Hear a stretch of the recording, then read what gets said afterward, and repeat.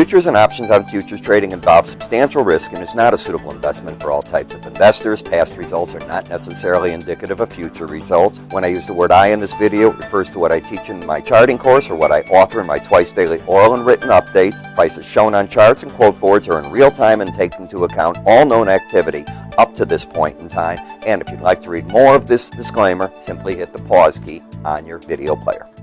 Good weekend, all. Ira Epstein of Linn & Associates with your financial market wrap-up for this weekend of Friday, the 24th of March, 2017. And right now, we're just around the 3:35 time frame. All right. Moments ago, we heard that the bill has been pulled, no vote taking place in the House of Representatives. It's done. Finito. Some will say it's a loss for President Trump. I have a different point of view on it. I think it's a loss for the Republicans. They had all this time to get a better bill together, and they're the ones that blew it. Number two, it's a loss for people that use the Obamacare because their premiums are going to shoot up. And that's the pain message that these constituents can take home, including the Democrats. Nothing positive got done. So everything is going to move immediately to both the infrastructure bills and the tax bills. I'd like to see actually infrastructure before tax reform, but that's just me. And I frankly don't think the president should have tackled Obamacare first. I think the tax bill would have been the easier one to have tackled with help from the Democrats. But you're not going to get help from them on anything, as you already know. The Republicans are going to see a battle for 4 years all the way through. If it's a matter of the sun comes up at 6:01 or 6:02, they're going to say 6:02. The books can say 6:01. It won't matter. These two are going to fight with each other. Okay, but what does it mean for the stock market in that? Well, let's take a look at the E-mini S&P, the monthly chart first. You've gone from 1802.50 all the way up, as you can see. So since 2016, the beginning, we've had a heck of a run in the market. Is it time for a correction? Maybe. You had this one break back here, and that was the election in November, where the market fell down and then kept going. I happen to think that, as I've said on Fox and other stations, that we might be at that point of inflection where the market's just running out of gas, and that would not surprise me. When we come up to the weekly charts, we're in what I call a down thrust, and as you can see, you've gone from 2401 now down to a low at 2331.75. When you put on the swing line study, which helps you see is the market trending or not, the trend is there, but it's a downtrend. Why? You've got a clear pattern of lower highs, lower lows on the weekly chart.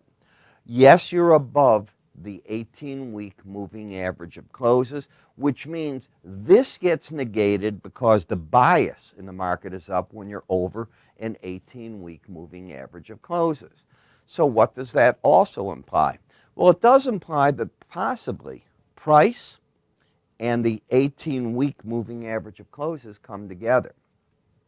When I look at Bollinger Bands, it gives me a real good idea, and that's what they're used for, of theoretical resistance and support points. And we had gotten up to the resistance point, we're backing off, and when you add momentum, momentum has done something important. It is no longer embedded. It got up to this point where both the numbers, the K and the D, the red and the blue, were going sideways over 80, accompanied by stronger prices moving up. This is the forebearer, and it often happens before price. This is the forebearer that momentum is out of the market to the upside and turning down. And that turn down leads me to fear in the market that rebuilding this bull trend is not going to be the easiest task immediately ahead of us. Down the road, yeah, but this chart's getting hurt. Same thing in the Dow. Lower highs, lower lows. They are not bare trends. A corrective mode is upon us. That's what the chart work that I'm seeing. To get out of that, well, you'd have to turn this back up, and you'd have to get this out of overbought now. And that's what happens. When you have an embedded reading where it's been locked into a bullish move like this, accompanied by higher price, and that's lost. The market leaves the embedded bullish mode and goes back first to an overbought condition, which often leads price in the 18-week moving average of closes to come together. That number is about 400 points lower, back at the 20,000 113 level. In the NASDAQ, different story, but remember what I've said all the way through. This has been the poster child of bullishness. It too has problems, but it's got the embedded reading, so it's not the same situation as the others. You now have a market that's got an outside week down. It has to take out this week's highs in order to negate that and reinstate its bullishness on that part of the chart. This part's no problem yet. We haven't even begun the corrective mode. So this remains the strongest of the indices, whereas the weakest has been the Russell. You know I've said that over and over. And you've now got the market under the 18-week moving average. It's gone already to the lower Bollinger Band, searching for support at the 1329 level. I got to 1331.80. You can see that right over my shoulder here. And that's what I'm looking for. If it were to break a lot more, it could drop to 1204. That's possible. I don't think it's in the cards, but the momentum's down, price under the 18-week average. What you don't have is a trend. You have a market with a lower low and a higher high. So down into support, momentum, no longer overbought either. This is what I'm expecting to see occur in terms of how they break down in the Dow and the S&P. In the VIX, the big question that I keep bringing up even on all charts for you is this ever going to break out to the upside? And if it does, that's bearish for stocks longer term given the length of this sideways action. Has it done it yet? Well, it's trying right now to do it. It's in an uptrend, higher lows, higher highs. It gotten spiked way up this week over the upper Bollinger Band, but came right back and settled within it, okay? And that's fine, but this market's trying to break out to the upside. In the 10-year notes on the weekly chart, you've got a higher high, a lower low, and you're stuck right in the center, no man's land. I'll call it at the 18-week moving average of closes. And notice how all of a sudden these Bollinger Bands are going sideways. I think what this market is telling you is that with the loss of passage of the CARE Act, with ideas that were 6 to 8 weeks minimum before we hear too much about tax reform, and then the battle begins there, this market's wondering what does it do next. And I think that's what you're seeing. I think it's gone neutral on you. In the dollar index, you are now down to support at the lower Bollinger Band. This week's low was 34. 35.75 was the lower Bollinger Band. You held that. Resistance back up at 101.22 and you're oversold. So this market's interesting. It doesn't have to go a lot lower. It's accomplished an awful lot from the break of the top Bollinger Band to the bottom, and it wouldn't surprise me to get some sideways action here. But the bias is down because you're under that 18-week average. Keep that in the back of your mind. The euro currency is the flip-flop of the dollar. You've got, in this case, though, higher lows, higher highs. You have an uptrend.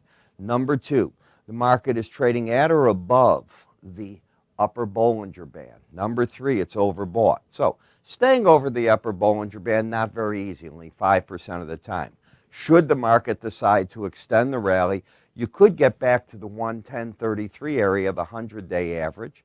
If you correct because of the overbought condition, support's back at the 106.40. But the important thing is we're no longer talking about a strong dollar. We're talking about a strong euro currency. There's a shift there. In the British pound, while the daily charts got overbought, the weekly chart is still very much in the pattern of lower highs and lower lows. And the question is, does the market fall back under the 18-week moving average or not? Right now, the bias is up, the swing line trend is down, and momentum is up. So at this point, I think you're going to spin around sideways in these Bollinger Bands on a weekly basis, and I don't think you're going to start a trend one way or the other just yet. Canadian dollar, I mentioned that loss of open interest, not sure what it means. But if this market decides to let loose to the downside, you have lower highs, lower lows. If this week's low is taken out of 74.66, and we closed very close to it, there is no reason you can't make a run for the lower Bollinger Band. Momentum flat to down. So the bears are in control of this market. This is a bearish chart. In the Japanese yen, you have a lower low, a higher high. You got up to the upper Bollinger Band, which is where the market should encounter serious resistance, and it's overbought at the same time. Should prices pull back, supports about 88.17 to 87.57, but the bigger key is it's really not trending. It has upside bias. I can argue that on the weekly chart.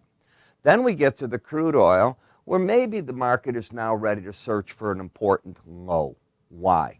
I want you to look at the 100-week average in green, the lower Bollinger Band. Those are your support areas. So if one were short, where do you think the support is for them to say, maybe it's enough, I pull money off the table? I think we hit it this week. You're also oversold. There's nothing yet bullish on the chart, but I think there's reasons to maybe not be as bearish as one was. When we look at the nat gas, momentum is still pointing up. The market's trying to get higher. I would not be surprised to see the market reach up to 32.11, the 18-week moving average, and run out of some momentum at that point. Is there a bullishness piece to this chart? There is not. You still have lower highs, lower lows. You're under the 18-week moving average of closes. We know that the 100-week average of closes held the market, and I would expect on rallies resistance to come in against that 18-week average. And by the time you open on Sunday, you're probably no longer going to be oversold. I would expect, because of the trajectory of prices over the past several weeks, that we lose that and we get a reading with the 3 in front of it. So that's pretty much what I'm seeing. But let me give you some ideas. And this is something I do. I've been at this since I became in the industry in 1969. It's a long time. I really learned to become a broker in the 70s and really started chewing away in late 70s and 80s. One of the services I ran into early on was more research. And what it is, it's a service that has a computer base. Now, there weren't back then, and you look at days. What day, if I bought here and got out at this day, is that a winning or losing momentum in the market?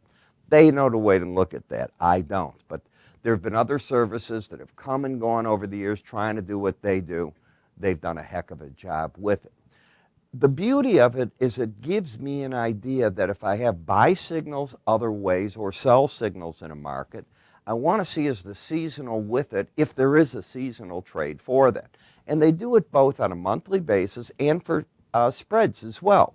Then they write reports, so it'll tell you buy here, sell there, out of the 30 days or the 10 days that the trade runs, these amounts, in the history at least, have been profitable, these have been losing, why these trades have ideas, and you have interactive charts. Let's assume you don't care about a 30-year pattern. You want to know the last 5. They're more important. You can do it. So they offer a 2-week trial. All you need to do is give us a call, go to our website, sign up for this.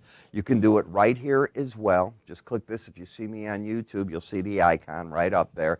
Click on it, or on websites, some of them say click here under the picture here. Just remember, it's a tool. It is not the one thing that I think anybody should trade off. I don't think there's one thing anybody should trade off. You look at everything and you create, if you will, a list of things you do before you do it. I used to fly airplanes, so I think I know what I'm saying. You don't get into the air and then do your check. You're going to be in trouble. This is another tool for you. I'm Ira. You have a great weekend, and I'll see you all come Monday.